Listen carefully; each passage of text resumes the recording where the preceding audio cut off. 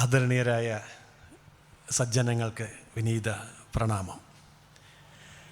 വീണ്ടും ഒരിക്കൽ കൂടി ഈ മള്ളിയൂർ സന്നിധിയിൽ എത്താനും സജ്ജനങ്ങളുമായിട്ട് സംവദിക്കാനും ഒരു അവസരം ലഭ്യമായതിൽ ഞാൻ അങ്ങേയറ്റം കൃതാർത്ഥനാണ്. ഇന്ന് എനിക്ക് നൽകിയിരിക്കുന്ന വിഷയം രാഷ്ട്രം, രാഷ്ട്രീയം എന്നുള്ളതാണ്.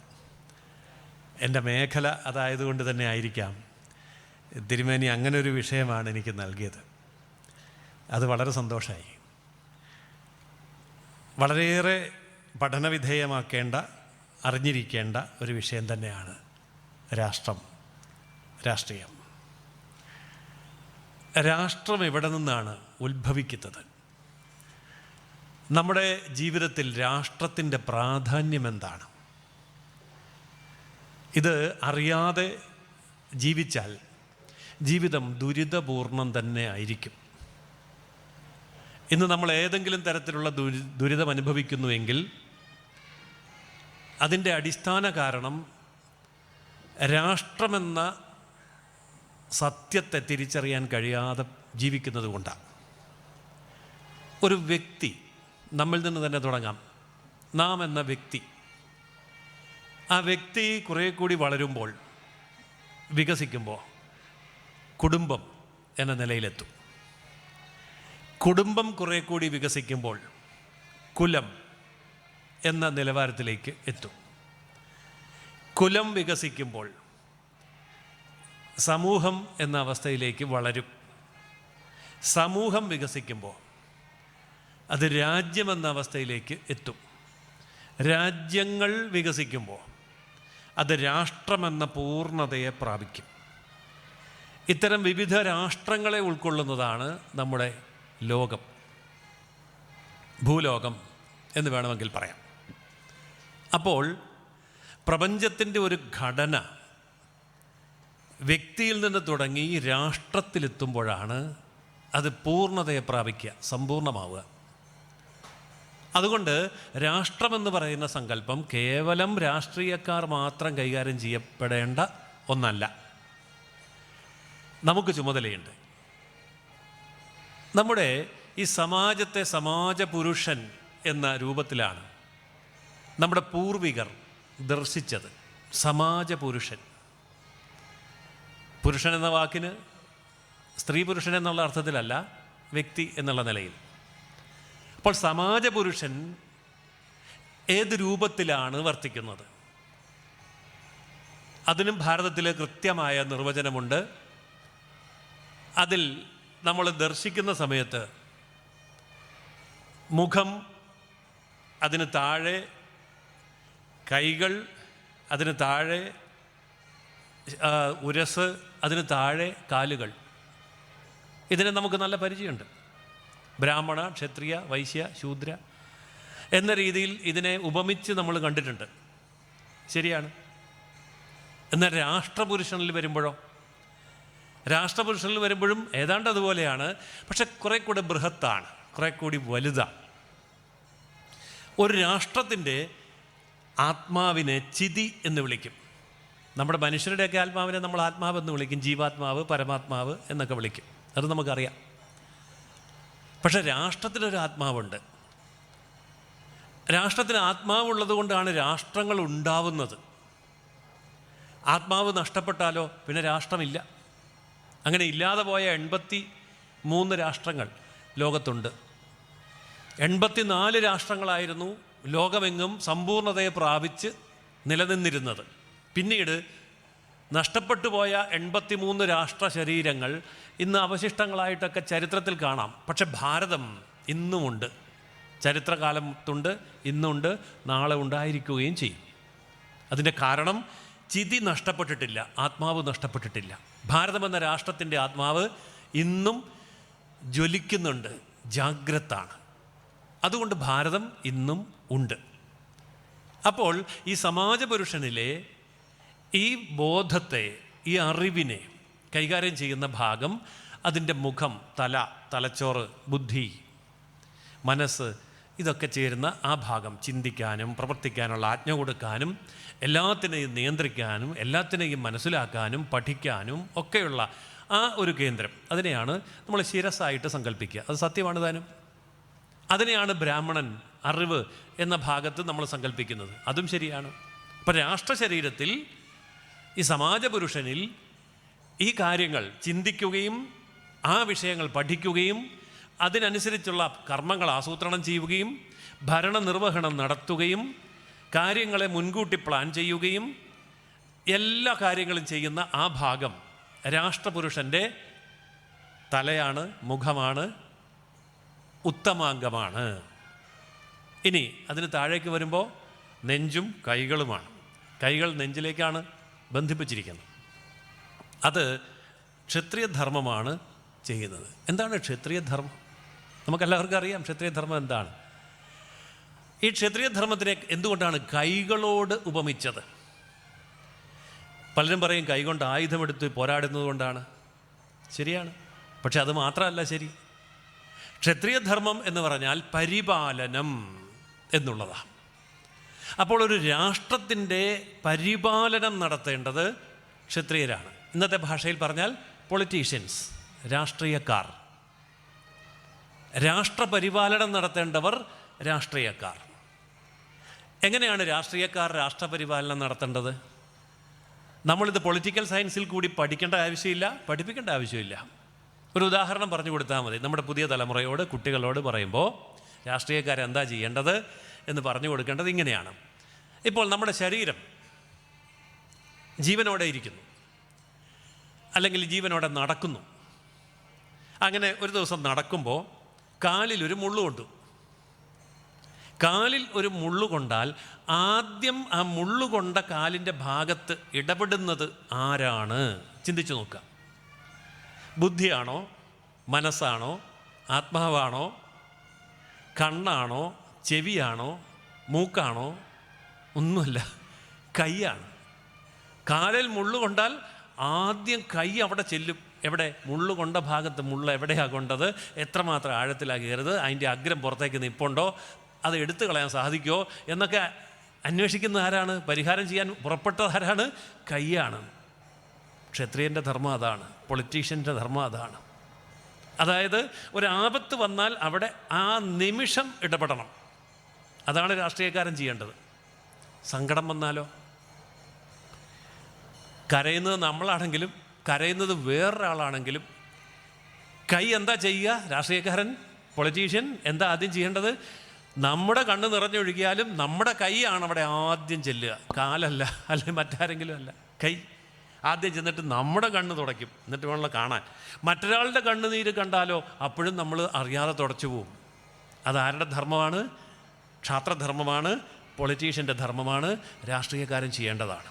അതായത് എവിടെ പ്രശ്നങ്ങളുണ്ടായാലും ആ പ്രശ്നങ്ങളെ പരിഹരിക്കാൻ വേണ്ടി അപ്പോൾ ഉടൻ ഇടപെടുക എന്നുള്ള ചുമതല രാഷ്ട്രീയക്കാരൻ്റെതാണ്, ഭരണകർത്താവിൻ്റെയാണ്, ക്ഷത്രിയൻ്റെതാണ്, രാജാവിൻ്റെതാണ്. അപ്പോൾ പരിപാലനം ഏത് കാര്യത്തിലാണെങ്കിലും. അതുപോലെ പ്രതികരണം. നമുക്കിങ്ങോട്ടൊരു ആപത്ത് വരുന്നു, നമ്മുടെ മുഖത്തിന് നേരെ ഒരു ആപത്ത് വന്നു, ഒരു അടി വന്നു, അല്ലെങ്കിൽ ഏറ് വന്നു എന്നിരിക്കട്ടെ. ആദ്യം നമ്മുടെ കണ്ണത് ഡിക്റ്റേറ്റ് ചെയ്യും. ഇന്ന ഭാഗത്തുനിന്ന് ഒരു ആക്രമണം വരുന്നുണ്ട്. കണ്ണിന് ഡിക്റ്റേറ്റ് ചെയ്യാനേ പറ്റുള്ളൂ. കണ്ണിന് നേരെ എന്തെങ്കിലും വന്നാൽ മാക്സിമം കണ്ണിന് ചെയ്യാൻ പറ്റുന്ന എന്താ? അടയ്ക്കാം, കൺപോള കൊണ്ട് കണ്ണടയ്ക്കാം. പക്ഷെ അതുകൊണ്ടും തടുക്കാൻ പറ്റുന്നില്ലെങ്കിൽ എന്താ ചെയ്യുക? കൈ അപ്പം തന്നെ ഇടപെടും. കൈ കൊണ്ടത് തട്ടിമാറ്റാൻ ശ്രമിക്കും.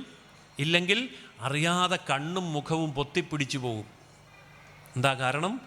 പൊളിറ്റീഷ്യൻ, ക്ഷത്രിയൻ അതാണ് ചെയ്യേണ്ടത്. ആ ക്ഷാത്രധർമ്മമാണ് അനുഷ്ഠിക്കേണ്ടത്.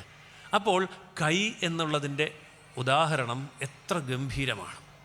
ഇപ്പോൾ രാഷ്ട്രധർമ്മത്തിൽ രാഷ്ട്രപുരുഷന് വരുന്ന എല്ലാ അവശതകളും ആക്രമണങ്ങളും അപ്പോൾ പരിഹരിക്കേണ്ടതും അവിടെ ആ നിമിഷം ഇടപെടുകയും ചെയ്യേണ്ടത് നമ്മളിലെ രാഷ്ട്രീയക്കാരൻ്റെ, നമ്മളിലെ ഭരണകർത്താവിൻ്റെ, നമ്മളിലെ രാജാവിൻ്റെ ചുമതലയാണ്. അപ്പം നമ്മളത് ചെയ്തേ പറ്റൂ. ഇത് രണ്ട് രീതിയിൽ ചെയ്യാം. ഒന്ന് റിഫ്ലെക്സ് ആക്ഷൻ വഴി ചെയ്യാം, അതായത് അറിയാതെ ചെയ്യാം. കണ്ണടഞ്ഞു പോകുന്നത് റിഫ്ലെക്സ് ആക്ഷനാണ്. കൈകൊണ്ട് തടഞ്ഞു പോകുന്നത് റിഫ്ലക്സ് ആക്ഷനാണ്. പക്ഷെ അതുകൊണ്ട് മാത്രം പോരാ എങ്കിലോ കൈകൾ കൊണ്ട് പോരാടേണ്ടി വരും, കർമ്മങ്ങൾ അതിനു വേണ്ടി അനുഷ്ഠിക്കേണ്ടി വരും. അപ്പോൾ നമ്മൾ ക്ഷത്രിയ ധർമ്മം ചെയ്യുകയാണ്. ഇനി അതിന് താഴേക്ക് വന്നാലോ, പിന്നെ വയറാണ്, ഉദരമാണ്. അവിടെ എന്താ ചെയ്യുന്നത്? നമ്മൾ എന്ത് ഭക്ഷണം കഴിച്ചാലും അതിനെ ദഹിപ്പിക്കുകയും അതിൽ നിന്ന് ആവശ്യമായ ഊർജത്തെ വേർതിരിച്ചെടുക്കുകയും അതുകൊണ്ട് ശരീരപാലനം ചെയ്യുകയും ആ വലിയ ദൗത്യമാണ് നമ്മുടെ ആമാശയം ചെയ്യുക. ഇത് വൈശ്യൻ്റെ ധർമ്മമാണ്.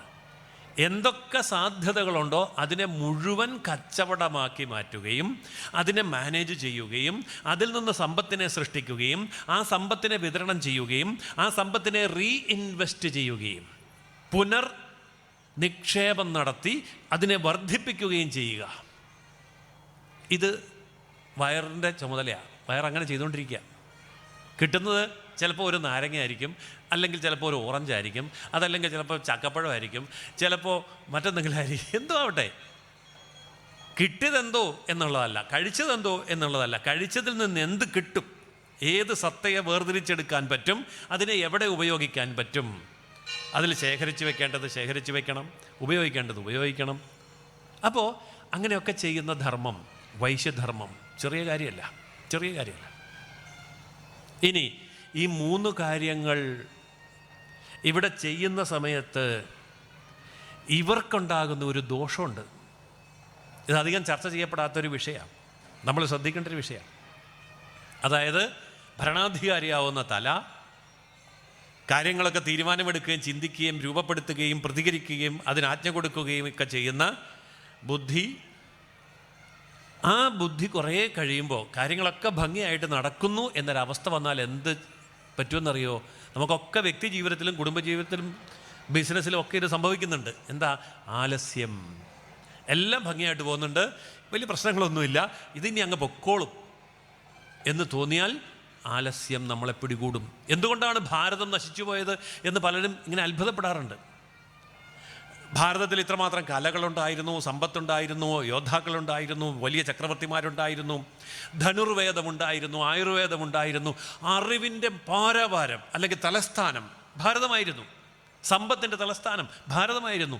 എല്ലാത്തിൻ്റെയും തലസ്ഥാനം ഭാരതമായിരുന്നു. പിന്നെ എങ്ങനെയാണ് അടിമയായി പോയത്? ഒറ്റ കാരണമേ ഉള്ളൂ, ആലസ്യം. എല്ലാം തികഞ്ഞു എന്ന് തോന്നിയാൽ പിന്നെ വരുന്നത് എന്താണ്? വയറ് നല്ലവണ്ണം നിറഞ്ഞ സദ്യ ഉണ്ടാ, പിന്നെ വരുന്നത് എന്താണ്? ഉറക്കം. അത്രയും വന്നു കഴിഞ്ഞാൽ ആലസ്യത്തിലാവും. അതുപോലെ തന്നെ ക്ഷത്രിയൻ എല്ലാ യുദ്ധവും ജയിച്ചു, എല്ലാ യുദ്ധവും ജയിച്ചു, എല്ലാവരും കീഴടങ്ങി, എല്ലാവരും എന്നെ ചക്രവർത്തിയായിട്ട് അംഗീകരിച്ചു. അപ്പോൾ എന്ത് തോന്നും? ഇനിയിപ്പോൾ എനിക്ക് ലോകത്ത് ആരെയും കീഴടക്കാനില്ല, ഇനി എനിക്ക് ശത്രുക്കളില്ല, ഞാൻ അജാതശത്രുവാണ്, ഇനി എൻ്റെ ആയുധശക്തിയുടെ മുമ്പിൽ ആരും എന്നെ തോൽപ്പിക്കാനില്ല, പിടിച്ചു നിൽക്കാനില്ല, ആർക്കും കഴിയില്ല എന്ന് തോന്നുമ്പോൾ അതിനെ അഹങ്കാരം എന്ന് വിളിക്കുന്നതിനേക്കാൾ അപ്പുറം ഭയപ്പെടേണ്ടത് അഹങ്കാരമല്ല, ആലസ്യത്തിലേക്ക്. അഹങ്കാരമാണെങ്കിൽ പോലും സാരമില്ല, അവിടെ ഒരു ജാഗ്രതയുണ്ട്. ആലസ്യത്തിലേക്ക് പോയാലോ ജാഗ്രതയില്ല. അപ്പോൾ ക്ഷത്രിയൻ ആലസ്യത്തിലേക്ക് വീണാൽ എന്തു സംഭവിക്കും? ഇത് ഭാരതത്തിന് സംഭവിച്ചിട്ടുണ്ട്. അങ്ങനെ സംഭവിച്ചപ്പോൾ അന്നത്തെ ചക്രവർത്തി പറഞ്ഞു, ഇനി യുദ്ധം വേണ്ട. എന്തിനാണ് ആൾക്കാരെയൊക്കെ കൊല്ലുന്നത്? എന്തിനാണ് മനുഷ്യൻ മരിക്കുന്നത്? എന്തിനാണ് യുദ്ധം ചെയ്യുന്നത്? എന്തിനാണ് ആയുധം എടുക്കുന്നത്? എന്തിനാണ് തമ്മിൽ പോരടിക്കുന്നത്? ഒന്നും വേണ്ട, സമാധാനം, ശാന്തി അത് ഞാൻ സ്ഥാപിച്ചു കഴിഞ്ഞല്ലോ. അതുകൊണ്ട് ഇനിയിപ്പോൾ ബുദ്ധം ശരണം ഗച്ഛാമി, യുദ്ധം വേണ്ട. ആലസ്യം. ആ ആലസ്യത്തിനെ ഒരു മതമാക്കി മാറ്റി, അതിനെ പ്രത്യയശാസ്ത്രമാക്കി മാറ്റി, അതിനെ പ്രയോഗവൽക്കരിച്ച് അത് ലോകം മുഴുവൻ പ്രചരിപ്പിച്ച് അങ്ങനെ ബുദ്ധധർമ്മം ലോകമെമ്പാടും പ്രചരിക്കുന്നത് കണ്ടിട്ടാണ് ഭഗവാൻ ബുദ്ധൻ നിർവ്വാണം പ്രാപിക്കുന്നത്. മറ്റാർക്കും കിട്ടാത്തൊരു വലിയ റെക്കോർഡാണത്. ഇത് നമ്മൾ ശ്രദ്ധിച്ചാൽ മനസ്സിലാവും. ഭഗവാൻ കൃഷ്ണനോ ഭഗവാൻ രാമനോ അല്ലെങ്കിൽ ക്രിസ്തുവിനോ അല്ലെങ്കിൽ നബിക്കോ ഒന്നും കിട്ടാത്തൊരു പുണ്യമാണ് കിട്ടിയത് ബുദ്ധദേവന്. അദ്ദേഹം ജീവിച്ചിരിക്കുമ്പോൾ തന്നെ ലോകം മുഴുവൻ ബൗദ്ധ ദർശനങ്ങൾ ആധിപത്യം സ്ഥാപിക്കുന്നതും ഈ തരത്തിലുള്ളൊരു സമൂഹം സൃഷ്ടിക്കപ്പെട്ടുകൊണ്ടിരിക്കുന്നതും കണ്ടിട്ടാണ് കണ്ണടയ്ക്കുന്നത്. പക്ഷേ എന്ത് സംഭവിച്ചു? അതിനെ വാരി പുണർന്ന അന്ധമായിട്ട് വിശ്വസിച്ച രാജ്യങ്ങൾ ആയുധങ്ങൾ ഉപേക്ഷിച്ചു. എവിടെയൊക്കെ ആയുധങ്ങൾ ഉപേക്ഷിച്ചു? യുദ്ധത്തിൽ മാത്രമല്ല, ചികിത്സയിൽ പോലും ആയുധങ്ങൾ ഉപേക്ഷിച്ചു. നമുക്കറിയാം, ചരക സംഹിത, സുശ്രുത സംഹിത ഒക്കെ ഉള്ള ആയുർവേദത്തിൽ ശസ്ത്രക്രിയ നിരോധിച്ചു. ഇന്നും പല മ്യൂസിയങ്ങളിലും പോയാൽ ആയുർവേദ ശാസ്ത്രത്തിനകത്ത് പഴയ കാലത്ത് ഉപയോഗിച്ചു കൊണ്ടിരുന്ന നൂറുകണക്കിന് ശസ്ത്രക്രിയാ ഉപകരണങ്ങൾ അവിടെ പ്രദർശിപ്പിച്ചിട്ടുണ്ട്. അതിൻ്റെ പേരെഴുതി വെച്ചിട്ടുണ്ട്, അതിൻ്റെ ഉപയോഗക്രമം വിശദീകരിച്ചിട്ടുണ്ട്. ഇതൊക്കെ ഇവിടെ ഉണ്ടായിരുന്നു. പക്ഷെ ബുദ്ധൻ പറഞ്ഞു, വേണ്ട, ശരീരം കീറി മുറിക്കാൻ പാടില്ല, അതുകൊണ്ട് ആയുർവേദത്തിലെ സർജറി വേണ്ട, നിരോധിച്ചു. എന്ത് സംഭവിച്ചു? അലോപ്പതി കയറി വന്നു, അലോപ്പതി സർജറി ഏറ്റെടുത്തു. അപ്പോൾ ആയുർവേദം പിന്നിലായിപ്പോയി. ഞാൻ ഈ ആയുർവേദ ഡോക്ടർമാരെയൊക്കെ കാണുമ്പോൾ അവരോട് പറയാറുണ്ട്, നിങ്ങൾ സ്വയം പരിചയപ്പെടുത്തുമ്പോൾ അവസാനം ഉപയോഗിക്കുന്ന ണേ പ്രത്യയം ദയവ് ചെയ്ത് ഒഴിവാക്കണം. എന്താണ് ണേ പ്രത്യയം? നിങ്ങൾ ശ്രദ്ധിച്ചാൽ കേട്ടിട്ടുണ്ടാവും. ഇപ്പോൾ ഒരു അലോപ്പതി ഡോക്ടർ, MBBS അല്ലെങ്കിൽ MD MS ഒക്കെ പാസ്സായിട്ടുള്ളൊരു ഡോക്ടർ പരിചയപ്പെടുമ്പോൾ അവരെന്നിങ്ങനെയാണ് പറയുക, ഞാൻ ഡോക്ടറാണ്, ഞാൻ ഇന്ന ഹോസ്പിറ്റലിലെ ഡോക്ടറാണ്, ഞാൻ ഇന്ന മേഖലയിലെ സ്പെഷ്യലിസ്റ്റാണ്. അവർ നല്ല തല ഉയർത്തി നിന്ന് ആത്മവിശ്വാസത്തോടെ പറയും. ആയുർവേദ ഡോക്ടർമാരെങ്ങനെയാണ് പരിചയപ്പെടുന്നത്? ഞാനൊരു ആയുർവേദ ഡോക്ടറാണേ, എന്തോ ഒരു തെറ്റ് ചെയ്തതുപോലെയാണ്, ഒരു അബദ്ധം പറ്റിയതുപോലെയാണ്. സത്യത്തിൽ അബദ്ധം പറ്റിയതാ. MBBSന് പോയിട്ട് സീറ്റ് കിട്ടാതെ വന്നപ്പോൾ പിന്നെ ആയുർവേദത്തിന് പോയി ഡോക്ടറായതാ. അതുകൊണ്ടാണ് ഈ ആയുർവേദ ഡോക്ടറാണേ എന്ന് പറഞ്ഞു. പക്ഷെ സത്യത്തിൽ ഈ ആണേ എന്ന് പറയുന്ന ആ ഒരു ദയനീയ ഭാവം എവിടെ നിന്ന് വന്നെന്നറിയാമോ? ആയുധം താഴെ വെച്ചതുകൊണ്ടാണ്. ശസ്ത്രക്രിയ എന്ന് പറയുന്നത് നിരോധിക്കപ്പെട്ടപ്പോൾ സർജറി എന്നുള്ളത് ചെയ്യാൻ കഴിവില്ലാത്തൊരു ശാസ്ത്രം, ഒരു വൈദ്യശാസ്ത്രമാണ് ഞാൻ പ്രാക്ടീസ് ചെയ്യുന്നത് എന്നുള്ള കുറ്റബോധം കൊണ്ടാണ് പറയുന്നത് ഞാനൊരു ആയുർവേദ ഡോക്ടറാണേ. ഇവിടെ തെളിയിക്കപ്പെടുന്നത് എന്താണെന്നറിയാമോ? ആയുധം കയ്യിലില്ല എങ്കിൽ, അടരാടാൻ അറിയില്ല എങ്കിൽ, യുദ്ധം ചെയ്യാൻ കഴിവില്ല എങ്കിൽ നമ്മൾ അടിമയെപ്പോലെ ജീവിക്കേണ്ടി വരും. അപ്പോൾ അവിടെ ആ ധർമ്മത്തെ നമ്മൾ നിസാരമാക്കി കളയരുത് എന്നാണ്. അപ്പോൾ ഇവിടെ ക്ഷത്രിയൻ, അത് കഴിഞ്ഞ് വൈശ്യൻ, സമ്പത്ത് ഞാൻ നേരത്തെ സൂചിപ്പിച്ചു. ഈ സമ്പത്തിനെ കൈകാര്യം ചെയ്യുന്നതിനെ സംബന്ധിച്ച് നമ്മൾ അറിയേണ്ട കാര്യമുണ്ട്. നമ്മുടെ പൂർവ്വസൂരികൾ, നമ്മുടെ പൂർവികന്മാർ പറഞ്ഞിട്ടുണ്ട് എങ്ങനെയാണ് സമ്പത്ത് കൈകാര്യം ചെയ്യേണ്ടത്. 2 കൈയുള്ള മനുഷ്യനെ സൃഷ്ടിച്ചു, ഭൂമിയിലേക്ക് അയച്ചു. എന്നിട്ട് ആ മനുഷ്യനോട് നമ്മുടെ വേദങ്ങൾ പറഞ്ഞ കാര്യം എന്താണെന്നറിയോ? ശതഹസ്തേന സമാഹര എന്നാണ്. 100 കൈകൊണ്ട് സമ്പാദിക്കുക, സമാഹരിക്കുക, വാരിക്കൂട്ടുക എന്നാണ്. എന്നിട്ട് എന്ത് ചെയ്യണം? സഹസ്രഹസ്തേന വികിര, 1000 കൈകൾ കൊണ്ട് വിതരണം ചെയ്യണം. 2 കൈയേ ഉള്ളൂ മനുഷ്യന്. എന്നിട്ട് ആ 2 കൈയുള്ള മനുഷ്യനോട് പറയുകയാണ് 100 ഇൻകം സോഴ്സസ് ഡെവലപ്പ് ചെയ്യണം, 100 വരുമാന മാർഗങ്ങൾ ഉണ്ടാക്കണം, വ്യത്യസ്തമായ രീതിയിൽ സമ്പത്തിനെ സമ്പാദിക്കണം. ദാരിദ്ര്യവാസി ആയിരിക്കണമെന്ന് ഭാരതം ഒരിക്കലും പഠിപ്പിച്ചിട്ടില്ല. ഹിന്ദു ഒരിക്കലും അങ്ങനെ ചിന്തിച്ചിട്ട് പോലുമില്ല. സംശയം ഉണ്ടെങ്കിൽ നോക്കൂ, 33 കോടി ദേവതകളുണ്ട്. ഈ മുഴുവൻ ദേവതകളും സർവാഭരണ വിഭൂഷിതകളായിട്ടുള്ള ദേവിമാരും അതേപോലെ തന്നെ സർവാഭരണ വിഭൂഷന്മാരായിട്ടുള്ള ദേവന്മാരും സമ്പന്നതയുടെ പ്രതീകങ്ങളായിട്ടാണ് നമ്മുടെയൊക്കെ ശ്രീകോവിലുകളിൽ നിൽക്കുന്നത്, ചിത്രങ്ങളിൽ കാണുന്നത്, പുരാണങ്ങളിൽ വർണ്ണിച്ചിരിക്കുന്നത്. അവരൊക്കെ തന്നെ സമ്പത്തിൻ്റെ ഈശ്വരന്മാരാണ്. അപ്പോൾ സമ്പത്ത് മോശമല്ല, അത് ആവശ്യമാണ്. എന്നിട്ട് എങ്ങനെ ചെയ്യണം? 1000 കൈ കൊണ്ട് വിതരണം ചെയ്യണം എന്ന് പറയുമ്പോൾ ഈ നേടിയ സമ്പത്തിനെ മാനേജ് ചെയ്യണം. 100 ഇൻകം സോഴ്സ് ഉണ്ടാക്കണമെങ്കിൽ, വരുമാന മാർഗങ്ങൾ ഉണ്ടാക്കണമെങ്കിൽ, അതിനുവേണ്ടി അധ്വാനിച്ചതിന് ശേഷം ഉണ്ടാക്കുന്ന സമ്പത്തിനെ 1000 വിതരണം ചെയ്യണമെങ്കിൽ എന്ത് ചെയ്യണം? മാനേജ് ചെയ്യണം.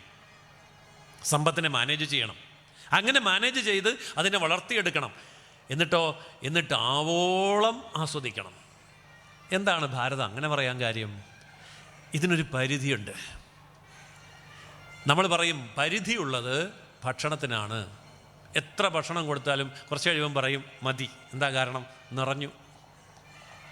അപ്പം നമ്മൾ ധരിച്ചിരിക്കുന്നത് സമ്പത്ത് എത്ര കൊടുത്താലും അങ്ങനെ പറയില്ല എന്നാ. അല്ല, അത് വലിയ സമ്പത്തുണ്ടെന്ന് നമ്മൾ സമ്പാദിക്കാത്തതുകൊണ്ട് തോന്നുന്നതാണ്. ലോകത്തെ 1ാമത്തെ കോടീശ്വരൻ മുതൽ 250ാമത്തെ കോടീശ്വരനെ വരെ നേരിട്ട് പോയി ഇൻ്റർവ്യൂ ചെയ്ത് പഠിച്ചതിന് ശേഷം ഒരു പുസ്തകം എഴുതിയിട്ടുണ്ട്, ഇംഗ്ലീഷിലാണ്. മില്ലനിയർ ദ നെക്സ്റ്റ് ഡോർ എന്നാണ് ആ പുസ്തകത്തിൻ്റെ പേര്. ബെസ്റ്റ് സെല്ലറായിരുന്നു കുറേ വർഷങ്ങൾക്ക് മുമ്പ്. ആ പുസ്തകത്തിൽ അത് എഴുതിയ ഗ്രന്ഥകർത്താവ് പറയുന്നൊരു കാര്യമുണ്ട്. 1 മുതൽ 250 വരെയുള്ള ലോക കോടീശ്വരന്മാരെ നേരിട്ട് പോയി കണ്ട് ഇൻ്റർവ്യൂ ചെയ്ത് പുസ്തക രൂപത്തിലാക്കിയപ്പോൾ അവരുടെ ജീവിതങ്ങളെ ഞാൻ നിരീക്ഷിച്ചപ്പോൾ ഞാൻ മനസ്സിലാക്കിയ ചില അത്ഭുതങ്ങൾ നിങ്ങളോട് പങ്കുവെക്കാം. കൗതുകകരമാണ്. അദ്ദേഹം പറഞ്ഞ ഇതാണ്: ഇതിൽ 4 വർഷത്തിൽ കൂടുതൽ പഴക്കമുള്ള കാറുകളാണ്, 4 മുതൽ 15 വർഷം വരെ പഴക്കമുള്ള കാറുകളാണ് ഈ 250-ൽ 246 പേരും ഉപയോഗിക്കുന്നത്. എന്ന് പറഞ്ഞാൽ പുതിയ കാർ ഉപയോഗിക്കുന്ന 4 പേര് മാത്രമേ ഉള്ളൂ ലോക കോടീശ്വര പദവിയിൽ. 1 മുതൽ 250 വരെയുള്ളവർ അവരുടെ ജീവിതത്തിൻ്റെ നിഷ്ഠയെക്കുറിച്ചാണ് പറഞ്ഞത്. പിന്നെ 3 മുറിയിൽ കൂടിയ വീടുകൾ ഉപയോഗിക്കുന്നവർ 1 മുതൽ 250 വരെയുള്ള ആൾക്കാരിൽ 54 പേര് മാത്രമാണ്. അതാണ്ട് 200ഓളം പേര് ചെറിയ വീട്ടിലാണ് താമസിക്കുന്നത്. അതിനേക്കാൾ രസകരമായ കാര്യം, വാടക വീട്ടിൽ താമസിക്കുന്നവരാണ് 100-ലധികം പേര്. രസകരമായ കാര്യമാണ്. അപ്പോൾ വാടക വീട്ടിൽ താമസിക്കുന്നവരാണ് 100-ലധികം ആൾക്കാർ. രസകരമായ ഈ കാര്യം ഇദ്ദേഹം കണ്ടുപിടിച്ചിട്ട് അവരോട് ചോദിച്ചു, എന്തുകൊണ്ടാണ് നിങ്ങളിങ്ങനെ? അപ്പോൾ അവർ പറഞ്ഞു, ഈ പൊസിഷൻ നഷ്ടപ്പെടാതിരിക്കാൻ വേണ്ടിയാ. ഈ പൊസിഷൻ വരെ എത്തിയല്ലോ, അപ്പം ഞാനിതങ്ങോട്ട് ധാരാളിച്ച് ഉപയോഗിച്ച് മുന്നോട്ട് പോയാൽ എന്ത് സംഭവിക്കും? ഈ പൊസിഷൻ തന്നെ നഷ്ടപ്പെട്ടു പോകും. അതുകൊണ്ട് ഇതൊക്കെ മതി, ഇത്ര മതി. സ്വന്തമായി ഡ്രൈവർമാരില്ലാത്തവരുണ്ട്, അതിൽ ധാരാളം പേര് സ്വന്തമായിട്ട് ഡ്രൈവ് ചെയ്യുന്നത് ഭാരതത്തിലുണ്ട് അങ്ങനെയുള്ളവർ. അപ്പോൾ സമ്പത്ത് എത്രമാത്രം ആകാം എന്നുള്ളതല്ല, എത്രമാത്രം ഉപയോഗിക്കാം എന്നുള്ളതല്ല, സമ്പത്ത് ഉപയോഗിച്ച് കുറച്ച് കഴിയുമ്പോൾ ഈ സമ്പത്തിനെ കൊണ്ട് ഇത്രേ പറ്റൂ എന്ന് മനസ്സിലാവും. ഇതിലൊരു കോടീശ്വരൻ ഉണ്ടായ ഒരു അനുഭവം അദ്ദേഹം പറയുന്നുണ്ട്. M.R. കുപ്മേയർ എന്നാണ് ആ വ്യക്തിയുടെ പേര്. ഞാനിത് കൃത്യം പറഞ്ഞില്ലെങ്കിൽ വെറുതെ പറയുന്നതാണെന്ന് തോന്നുന്നില്ല, അതുകൊണ്ടാണ് കൃത്യം പേര് പറയുന്നത്. M.R. കുപ്മേയർ 6 അമേരിക്കൻ പ്രസിഡന്റുമാരുടെ സാമ്പത്തിക കാര്യ ഉപദേഷ്ടാവായിരുന്നു M.R. കുപ്മേയർ. ആ M.R. കുപ്മേയർ എഴുതിയ 4-5 ഗ്രന്ഥങ്ങളിൽ ഒരു ഗ്രന്ഥത്തിൽ അദ്ദേഹം പറയുന്നു, ഇദ്ദേഹം സമ്പത്ത് $1000 കോടി സമ്പാദിച്ചു കഴിഞ്ഞപ്പോൾ ഈ സമ്പത്തിനെ എങ്ങനെ ഉപയോഗിക്കാം എന്നൊന്ന് പരീക്ഷിക്കാൻ തീരുമാനിച്ചു. $1000 കോടി സ്വന്തം പേരിലായി, ഇനിയും വളർന്നുകൊണ്ടിരിക്കുകയാണ് സമ്പത്ത്. അപ്പോൾ ഈ സമ്പത്തിനെ എങ്ങനെ ഉപയോഗിക്കാം എന്നൊന്ന് പരീക്ഷിക്കാൻ തീരുമാനിച്ചു. അദ്ദേഹം ലോകം മുഴുവൻ ചുറ്റി സഞ്ചരിക്കാൻ തീരുമാനിച്ചു. അങ്ങനെ ചുറ്റി സഞ്ചരിക്കുമ്പോൾ ലോകത്തിലെ ഏറ്റവും ചിലവ് കൂടിയ ഫ്ലൈറ്റിലാണ് ഇദ്ദേഹം യാത്ര ചെയ്യുന്നത്. നമുക്ക് ഫ്ലൈറ്റിൽ പോയിട്ടുള്ളവർക്കറിയാം, ഫ്ലൈറ്റിൽ തന്നെ 2-3 കാറ്റഗറി ഉണ്ട്. ഏറ്റവും പണം കുറച്ച് കൊടുത്താൽ എക്കണോമിക് ക്ലാസ്സിലിരിക്കാം, കുറച്ചുകൂടെ പൈസ കൊടുത്താൽ എക്സിക്യൂട്ടീവ് ക്ലാസ്സിലിരിക്കാം, കുറച്ചുകൂടെ പൈസ കൂടുതൽ കൊടുത്താൽ എക്സിക്യൂട്ടീവ് ക്ലാസ്സിലെ ഫ്രണ്ട് റോയിലിരിക്കാം, കുറച്ചുകൂടി പൈസ കൊടുത്താൽ ഫ്രണ്ട് റോയിലെ 1-ാമത്തെ സീറ്റിലിരിക്കാം. ഇദ്ദേഹം ഏറ്റവും കൂടുതൽ പണം മുടക്കി 1-ാമത്തെ സീറ്റ് തന്നെ മേടിച്ചു, അവിടെ ഇരുന്നു. ഫ്ലൈറ്റ് ഇങ്ങനെ ഉയരാനായിട്ട് ഒരുങ്ങുമ്പോഴാണ് ഇദ്ദേഹം വിചിത്രമായൊരു കാഴ്ച കണ്ടത്. ഏറ്റവും കൂടുതൽ പണം ഇദ്ദേഹത്തോട് മേടിച്ച് 1-ാമത്തെ സീറ്റിൽ കൊണ്ടിരുത്തിയിട്ട് അങ്ങേരുടെ മുമ്പിൽ വേറൊരാൾ കയറിയിരിക്കുന്നു. ഇത് ശരിയല്ലല്ലോ, ഞാനാണല്ലോ ഏറ്റവും കൂടുതൽ പണം കൊടുത്തത്. അപ്പോൾ ആ മുമ്പിലിരിക്കുന്ന ആളിൻ്റെ അടുത്ത് ചെന്നു, എന്നിട്ട് പറഞ്ഞു, ഞാനാണ് ഈ ഫ്ലൈറ്റിൽ ഏറ്റവും കൂടുതൽ പണം മുടക്കിയത്, 1-ാം നമ്പർ സീറ്റാണെന്ന് പറഞ്ഞാണ് എന്നെ ഇവിടെ കൊണ്ട് ഇരുത്തിയത്. പക്ഷെ താങ്കൾ എന്തിനാണ് എൻ്റെ മുമ്പിൽ കയറിയിരിക്കുന്നത്? താങ്കൾ എത്ര രൂപ കൊടുത്തു? അപ്പോൾ അയാൾ പറഞ്ഞു, ഞാനൊരു പൈസയും കൊടുത്തില്ല. പിന്നെ താങ്കൾക്ക് സീറ്റ് എങ്ങനെ കിട്ടി? ഞാനിതിൻ്റെ പൈലറ്റാണ്, അതുകൊണ്ടാണ് ഏറ്റവും മുമ്പിലിരിക്കുന്നത്. ഓ, അത് ശരി, പൈലറ്റാണല്ലേ. എന്നാൽ ഒരു കാര്യം ചെയ്യാമോ, ഞാൻ അല്പം കൂടി പൈസ താങ്കൾക്ക് തരാം, താങ്കൾ ആ സീറ്റ് എനിക്ക് തരാമോ? പൈലറ്റ് തിരിച്ചു ചോദിച്ചു, അങ്ങക്ക് വിമാനം പറപ്പിക്കാൻ അറിയാമോ? ആ, അതറിയില്ല. എന്നാൽ പിന്നെ ആ സീറ്റിൽ തന്നെ ഇരുന്നാൽ മതി. അദ്ദേഹത്തിന് ഒരു കാര്യം മനസ്സിലായി, പൈസ കൊണ്ട് മാത്രമേ ഇത്രയൊക്കെ പറ്റൂ ഒരു ഫ്ലൈറ്റിൽ. ഈ ഫ്ലൈറ്റ് ടോക്കിയോയിലാണ് പോയി ഇറങ്ങിയത്, ജപ്പാൻ്റെ തലസ്ഥാനത്ത്. ജപ്പാൻ്റെ തലസ്ഥാനത്ത് അദ്ദേഹത്തിന് ഭക്ഷണം ഒരു ഹോട്ടലിൽ താമസിക്കണം. ആ ഹോട്ടലിൽ പോയി, ലോകത്തെ ഏറ്റവും ചിലവ് കൂടിയ ഹോട്ടൽ നേരത്തെ ബുക്ക് ചെയ്തിട്ടുണ്ട്. ആ ഹോട്ടലിലെ ഏറ്റവും ചിലവ് കൂടിയ സീറ്റിലാണ് ഇദ്ദേഹം ബുക്ക് ചെയ്തിരിക്കുന്നത്. ആ സ്വീറ്റ് റൂമിൽ ഇദ്ദേഹം ചെന്നപ്പോൾ അവിടുത്തെ സംവിധാനങ്ങളൊക്കെ നോക്കി, എത്ര ഏരിയ ഉണ്ടെന്ന് നോക്കിയപ്പോൾ ഒരു 1000 സ്ക്വയർ ഫീറ്റ് അത്രയേ ഉള്ളൂ. 2-3 റൂമൊക്കെ ഉണ്ട്, നല്ല വാഷ്റൂം ബാത്റൂം എല്ലാം ഗംഭീരമാണ്. പക്ഷേ 1000 സ്ക്വയർ ഫീറ്റ് അത്രയേ ഉള്ളൂ. ഇദ്ദേഹത്തിൻ്റെ വീട് തന്നെ 20,000 സ്ക്വയർ ഫീറ്റാണ്. ഇവിടെ വന്നപ്പോൾ 1000 സ്ക്വയർ ഫീറ്റ്. അപ്പോൾ അദ്ദേഹം റിസപ്ഷനിലേക്ക് വിളിച്ചിട്ട് ചോദിച്ചു, ഇതിലും വലിയൊരു റൂം എനിക്ക് തരാനുണ്ടോ? പണം പ്രശ്നമല്ല, എത്ര വേണമെങ്കിൽ തരാം. അപ്പോൾ അവർ പറഞ്ഞു, ക്ഷമിക്കണം, ഇതാണ് ലോകത്തെ ഏറ്റവും ചിലവ് കൂടിയ ഹോട്ടൽ റൂം, ഹോട്ടൽ സ്വീറ്റ്, ഇത് കൂടുതലൊന്നും തരാൻ പറ്റില്ല. അദ്ദേഹത്തിന് മനസ്സിലായി ഇത്രേ പറ്റൂ. പിറ്റേ ദിവസം അദ്ദേഹം ഉച്ചഭക്ഷണം കഴിക്കുന്നത് പാരീസിലാണ്. കാരണം പാരീസിലാണ് ഏറ്റവും ചിലവ് കൂടിയ ഹോട്ടൽസും റെസ്റ്റോറൻറ്റ്സും ഒക്കെ ഉള്ളത്. അപ്പോൾ പാരീസിൽ ഭക്ഷണം കഴിക്കാൻ തീരുമാനിച്ചു. പാരീസിൽ ഭക്ഷണം കഴിക്കാൻ വേണ്ടി ചെന്ന റെസ്റ്റോറൻറ്റ് ചോദിച്ചു, ഈ റെസ്റ്റോറൻ്റ് അല്ലേ ലോകത്തിലെ ഏറ്റവും ചിലവ് കൂടിയത്? അതെ. മെനു കാർഡ് വന്നു. മെനു കാർഡെല്ലാം തിരിച്ചും മറിച്ചും നോക്കി അതിലേറ്റവും വില കൂടിയ വിഭവം ഓർഡർ ചെയ്തു. ഓർഡർ ചെയ്ത് കഴിഞ്ഞപ്പോൾ അദ്ദേഹത്തിനൊരു ചിന്ത. അദ്ദേഹം വെയിറ്ററെ തിരിച്ചു വിളിച്ചു. എന്നിട്ട് ചോദിച്ചു, അല്ല, ഇതിൽ അച്ചടിച്ചിരിക്കുന്നത് ഇതാണ് ഏറ്റവും കൂടിയത്, അതാണ് ഞാൻ ഓർഡർ ചെയ്തത്. അല്ല, ഞാൻ അല്പം കൂടുതൽ പണം തരാം, ഇതിലും കൂടിയ ഡിഷ് എന്തെങ്കിലും തരാൻ പറ്റുമോ? അപ്പം അദ്ദേഹം പറഞ്ഞു, ഇല്ല, ഇതാണ് ലോകത്തെ ഏറ്റവും ചിലവ് കൂടിയ റെസ്റ്റോറൻറ്റ്. ആ ഏറ്റവും ചിലവ് കൂടിയ റെസ്റ്റോറൻറ്റിൽ ഏറ്റവും വില കൂടിയ ഡിഷാണ് താങ്കൾ ഓർഡർ ചെയ്തിരിക്കുന്നത്. ഇതിലും വില കൂടിയത് ഇവിടെ കിട്ടില്ല എന്നല്ല, ലോകത്തൊരു റെസ്റ്റോറൻറ്റിലും കിട്ടില്ല. അത് ശരി. അപ്പോൾ ഭക്ഷണം എത്ര പണം കൊടുത്താലും ഇത്രേ കിട്ടുള്ളൂ അല്ലേ? ഇത്രേ കിട്ടുള്ളൂ. ഈ യാത്ര ഇദ്ദേഹം പൂർത്തിയാക്കി വന്നിട്ട് ഒരു ലേഖനം എഴുതി. ആ ലേഖനത്തിൽ അദ്ദേഹം പറഞ്ഞു, പണം കൊണ്ട് ലോകത്ത് നേടാവുന്നത് എല്ലാം ഞാൻ നേടി, എല്ലാം ഞാൻ അനുഭവിച്ചു. ഭക്ഷണം കഴിച്ചു, യാത്ര ചെയ്തു, ഹോട്ടൽ റൂമിൽ ഉറങ്ങി, സ്വിമ്മിംഗ് പൂളിൽ കുളിച്ചു, അങ്ങനെ നിരവധി കാര്യങ്ങൾ ഞാൻ പണം കൊണ്ട് ചെയ്ത് കഴിഞ്ഞപ്പോൾ എനിക്ക് അതിനേക്കാൾ വിലപ്പെട്ട ഒരു കാര്യം ഫ്രീ ആയിട്ട് കിട്ടി. അത് അനുഭവം എന്ന അറിവായിരുന്നു.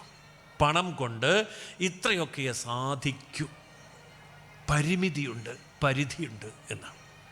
അതുകൊണ്ട് ഇപ്പോൾ നിങ്ങൾ ശ്രദ്ധിച്ചാൽ അറിയാം, ലോകകോടീശ്വരന്മാർ ലോകകോടീശ്വര പദവിയിൽ 1-ാം സ്ഥാനത്തോ 2-ാം സ്ഥാനത്തോ 10-ാം സ്ഥാനത്തോ ഒക്കെ എത്തിക്കഴിഞ്ഞിട്ട് അവർ ചെയ്യുന്ന ഏറ്റവും വലിയ പ്രവൃത്തി എന്താണ്? അവരുടെ ആകെ സമ്പാദ്യത്തിൻ്റെ മഹാഭൂരിപക്ഷം ഭാഗവും ദാനം ചെയ്യുകയാണ്. ഏറ്റവും അവസാനം ഒരാൾ ദാനം ചെയ്തത് 92%. ആകെ സമ്പാദിച്ച സമ്പത്തിൻ്റെ 92% ദാനം ചെയ്തു. അപ്പോൾ ഇദ്ദേഹം അവരെ സമീപിച്ചിട്ട് ചോദിച്ചു, എന്തിനാണ് നിങ്ങൾ ദാനം ചെയ്യുന്നത്? അവർ പറഞ്ഞ മറുപടി ഇതായിരുന്നു, സംതൃപ്തി കിട്ടാൻ വേണ്ടിയിട്ടാണ്. സമ്പാദിച്ച് മുന്നോട്ട് ചെല്ലുമ്പോൾ കൂടുതൽ സമ്പാദിക്കുമ്പോഴാണ് സംതൃപ്തി എന്ന് തോന്നി. അങ്ങനെ ലോകത്തിൻ്റെ 1-ാമത്തെ കോടീശ്വര പദവിയിലും ടോപ്പ് 10 മുൻനിരയിലെ 10 പേരുടെ പദവിയിലും ടോപ്പ് 100 പേരുടെ പദവിയിലും ഒക്കെ എത്തി. വർഷങ്ങൾ അവളെ തുടർന്നു. പക്ഷേ അപ്പോഴും മനസ്സിന് സംതൃപ്തി ഉണ്ടായില്ല. പണം കൊണ്ട് ഇത്രയൊക്കെ ചെയ്യാൻ കഴിയുമെന്ന് അന്വേഷിച്ചു, അതെല്ലാം കണ്ടെത്തി കഴിഞ്ഞു. പക്ഷേ അവസാനം സംതൃപ്തി മാത്രം കിട്ടിയില്ല. ഈ സംതൃപ്തി എപ്പോഴാണ് കിട്ടുന്നതെന്ന് അന്വേഷിച്ചപ്പോഴാണ് അറിയുന്നത്, ദാനം ചെയ്യുമ്പോഴാണ്. അങ്ങനെ ദാനം ചെയ്തപ്പോൾ സന്തോഷമായി, സംതൃപ്തിയിലെത്തി. ഞാൻ ഇത്രയും ദീർഘമായി പറഞ്ഞത്, വൈശ്യധർമ്മത്തിൽ ഈ പറയുന്ന ഒരവസ്ഥയിൽ എത്തിക്കഴിഞ്ഞാൽ സമ്പത്തിനെ നമ്മൾ വിതരണം ചെയ്യുമ്പോഴാണ് നമുക്ക് ഏറ്റവും കൂടുതൽ സംതൃപ്തി കിട്ടുക. അപ്പോൾ സമ്പത്ത് സമ്പാദിക്കുമ്പോൾ അതിൽ തെറ്റില്ല, അധാർമികമായിട്ടൊന്നുമില്ല. അതിനെ ഉപയോഗിക്കുമ്പോൾ തെറ്റില്ല, അധാർമികതയില്ല. അതിനെ വിനിയോഗിച്ച് അവസാനം അതിനെ വിതരണം ചെയ്യുമ്പോഴാണ് സംതൃപ്തി കിട്ടുക. 3-ാമത്തെ ഭാഗമാണ് സമാജപുരുഷൻ്റെ 3-ാമത്തെ ഭാഗമായിട്ടുള്ള വൈശ്യൻ. ഇനി ഈ വൈശ്യൻ എന്ത് പറ്റുമെന്നറിയോ? ആലസ്യം. നേരത്തെ നമ്മൾ പറഞ്ഞു, ബ്രാഹ്മണൻ്റെ ആലസ്യം, ക്ഷത്രിയൻ്റെ ആലസ്യം, വൈശ്യൻ്റെ ആലസ്യം. ഇത് നമ്മുടെ നാട്ടിലൊക്കെ പ്രത്യേകിച്ച് ഹിന്ദുക്കൾക്കിടയിൽ പറഞ്ഞാൽ പെട്ടെന്ന് മനസ്സിലാവും. ബിസിനസ് ഫാമിലീസ് നല്ല ബിസിനസ്സൊക്കെ ചെയ്തു, നല്ല സമ്പത്തുണ്ടാക്കി, അടുത്ത തലമുറ ആ സമ്പത്ത് കുറേ കൂടെ വലുതാക്കി, അപ്പോൾ കൂടുതൽ സ്ഥാപനങ്ങളായി, ടേൺ ഓവർ കൂടി, സമ്പത്ത് കുമിഞ്ഞുകൂടി. 3-ാമത്തെ തലമുറ ഒരു കഷ്ടപ്പാട് പറഞ്ഞിട്ടില്ല. കാരണം കഷ്ടപ്പെട്ടത് മുത്തശ്ശൻ്റെ കാലത്ത് കഷ്ടപ്പെട്ടുണ്ടാക്കിയ ബിസിനസ്സും സാമ്രാജ്യവും സാമ്പത്തിക സംവിധാനങ്ങളും എല്ലാം അച്ഛൻ്റെ കാലത്ത് കുറച്ചുകൂടി വിപുലമാക്കി. കാരണം മുത്തശ്ശൻ കഷ്ടപ്പെടുന്നത് കണ്ടിട്ടെങ്കിലും ഉണ്ട്. അച്ഛനും മുത്തച്ഛനും ചേർന്ന് കഷ്ടപ്പെട്ടുണ്ടാക്കിയ സാമ്പത്തിക സാമ്രാജ്യം, ബിസിനസ് സാമ്രാജ്യം റൺ ചെയ്താൽ മാത്രം മതി 3-ാമത്തെ തലമുറയിലെത്തുമ്പോൾ. അപ്പം 3-ാമത്തെ തലമുറയ്ക്ക് ഈ കഷ്ടപ്പാടിൻ്റെ എക്സ്പീരിയൻസ് ഇല്ല. അപ്പം 3-ാമത്തെ തലമുറയിൽ എന്ത് സംഭവിക്കും? എനിക്ക് വയ്യ ഈ ടെൻഷൻ. ഈ ബിസിനസ്സൊക്കെ നടത്തി ഇത്രയായിരം ബ്രാഞ്ചുകളും 10,000 സ്റ്റാഫും ലോണും അതും ടെൻഷനാണ്. വല്ല ജോലിക്കും പോയാൽ മതി, 30-ാം തീയതി അല്ലെ 1-ാം തീയതി നല്ല ശമ്പളം കിട്ടും, മതി, സ്വസ്ഥമായിട്ട് ജീവിക്കാം. 4-ാമത്തെ തലമുറയാകുമ്പോഴേക്കും ചിന്ത മാറി. എന്ത് പറ്റി? വൈശ്യ മേഖലയിൽ ആലസ്യം വരും. ആലസ്യം വന്നാലോ ബിസിനസ് തകരും. ബിസിനസ് തകർന്നാലോ കുടുംബം തകരും, കുടുംബം തകർന്നാലോ സമൂഹം തകരും, സമൂഹം തകർന്നാലോ ധർമ്മം തകരും. സനാതനധർമ്മം തകർന്നത് അങ്ങനെ കൂടിയാണ്. അപ്പോൾ സനാതനധർമ്മം ഇപ്പോൾ പുനരുദ്ധരിക്കുന്നുവെങ്കിലോ ഈ പറഞ്ഞ അവസ്ഥകൾ മാറ്റിയത് കൊണ്ടാണ്, മാറിക്കൊണ്ടിരിക്കുന്നത് കൊണ്ടാണ്. അപ്പോൾ നമ്മൾ പറഞ്ഞു വന്നത് ബ്രാഹ്മണൻ, ക്ഷത്രിയൻ, വൈശ്യൻ എന്ന് പറയുന്ന ഈ രാഷ്ട്രപുരുഷ രൂപത്തിൻ്റെ 3 ഘട്ടങ്ങളെക്കുറിച്ചാണ്. ഇനി താഴെ ഈ 3 പേരും ജാഗ്രതയോടെ ഇരിക്കാൻ വേണ്ടി, ഉറങ്ങിപ്പോകാതിരിക്കാൻ വേണ്ടി, ആലസ്യത്തിലേക്ക് വീണു പോകാതിരിക്കാൻ വേണ്ടി നിരന്തരമായി പ്രവർത്തിച്ചു കൊണ്ടിരിക്കുന്ന, ഒരിക്കലും ആലസ്യം ബാധിക്കാത്ത ഒരു വിഭാഗമുണ്ട്. അങ്ങനെ ഒരു വിഭാഗം മാത്രമേ ഉള്ളൂ. അവരാണ് വർക്കിംഗ് ക്ലാസ്. പഴയ ഭാഷയിൽ പറഞ്ഞാൽ ശൂദ്രൻ. വർക്കിംഗ് ക്ലാസ് സമരം ചെയ്യും, വർക്കിംഗ് ക്ലാസ് പ്രതിഷേധിക്കും, വർക്കിംഗ് ക്ലാസ് പ്രകടനം നടത്തും, വർക്കിംഗ് ക്ലാസ് മുദ്രാവാക്യം വിളിക്കും, വർക്കിംഗ് ക്ലാസ് ധർണ നടത്തും, പലതും ചെയ്യും. എന്നാൽ ബാക്കി ആരെങ്കിലും ഇതൊക്കെ ചെയ്യുന്നത് കണ്ടിട്ടുണ്ടോ? ഈ ബാക്കി 3 വിഭാഗത്തിലുള്ളവർ ഇങ്ങനെ ആരൊക്കെ ചെയ്യുന്നത് കണ്ടിട്ടുണ്ടോ? ബുദ്ധിജീവികൾ സമരം നടത്തിയിട്ടുണ്ടോ? ഭരണാധികാരികൾ, MP-മാർ, MLA-മാർ സമരം നടത്തിയിട്ടുണ്ടോ? ഉണ്ടെങ്കിൽ അത് പാർലമെൻറ്റിനകത്ത് പത്രക്കാരെ കാണിക്കാൻ വേണ്ടിയുള്ള 10 മിനിറ്റ് സമരമാണ്, അല്ലാതെ സ്ഥാപനം അടച്ചിടുന്ന രീതിയിലുള്ള ബഹളമൊന്നുമില്ല. അപ്പോൾ എന്തുകൊണ്ടാണ് അങ്ങനെ ചെയ്യാത്തത്? കാരണം അവർ ഒരു സാച്ചുറേഷനിൽ എത്തിക്കഴിഞ്ഞവരാണ്. അവർ ആലസ്യത്തിലേക്ക് എപ്പോൾ വേണമെങ്കിൽ പോകാം. അത് പോകാതിരിക്കാൻ വേണ്ടി ഈ ശൂദ്ര എന്ന് പറയുന്ന വർക്കിംഗ് ക്ലാസ് നിരന്തരമായി പ്രവർത്തിക്കുകയും നിരന്തരമായി സമരം ചെയ്യുകയും ചെയ്യുന്നത് എന്തിനാണ്? ജാഗ്രതയായിട്ടിരിക്കാൻ വേണ്ടിയാണ്, ഉറങ്ങാതിരിക്കാൻ വേണ്ടിയാണ്. ആരുറങ്ങാതിരിക്കാൻ വേണ്ടി? രാഷ്ട്രപുരുഷൻ, സമൂഹപുരുഷൻ ഉറങ്ങിപ്പോകാതിരിക്കാൻ, ആലസ്യത്തിലേക്ക് വീഴാതിരിക്കാൻ വേണ്ടി നിരന്തരമായി പ്രവർത്തിക്കും. അവർക്ക് ബൗദ്ധിക കാര്യങ്ങൾ അല്ല, അവർക്ക് ക്ഷാത്രകാര്യങ്ങൾ അല്ല, അവർക്ക് വൈശ്യധർമ്മം അല്ല, പിന്നെന്താണ്? കർമ്മമാണ്. നിരന്തരം കർമ്മം ചെയ്യും. ഈ പ്രപഞ്ചമുണ്ടാകുന്ന കാലത്ത് ബ്രാഹ്മണർ മാത്രമേ ഉണ്ടായിരുന്നുള്ളൂ. ഭൂമി, സമൂഹം, മാനവരാശി ഒക്കെ ഉണ്ടാവുന്ന കാലത്ത് എല്ലാവരും ബ്രാഹ്മണരായിരുന്നു. അന്ന് രാജാവില്ല, രാജ്യമില്ല. അന്ന് ക്ഷാത്രധർമ്മമില്ല, ക്ഷത്രിയനില്ല. അന്ന് ഭരണകൂടമില്ല, ഭരണഘടനയില്ല. അന്ന് പാർലമെൻ്റ് ഇല്ല, അസംബ്ലി ഇല്ല. അന്ന് പോലീസില്ല, പട്ടാളമില്ല. അന്ന് കോടതിയില്ല, നിയമങ്ങളില്ല. എന്താ കാരണം? ധർമ്മം. സ്വയം രക്ഷിക്കുകയായിരുന്നു എല്ലാവരും ധർമ്മം അനുസരിച്ച്. പക്ഷേ സമൂഹം വികസിച്ചു, വളർന്നു, വലുതായി കുറേ കൂടെ വന്നപ്പോൾ അവിടെ സംരക്ഷണം ആവശ്യമായിട്ട് വന്നു, സമ്പത്ത് ആവശ്യമായിട്ട് വന്നു. അപ്പോൾ അവിടെ ക്ഷത്രിയനെ ആവശ്യമായിട്ട് വന്നു, വൈശ്യനെ ആവശ്യമായിട്ട് വന്നു.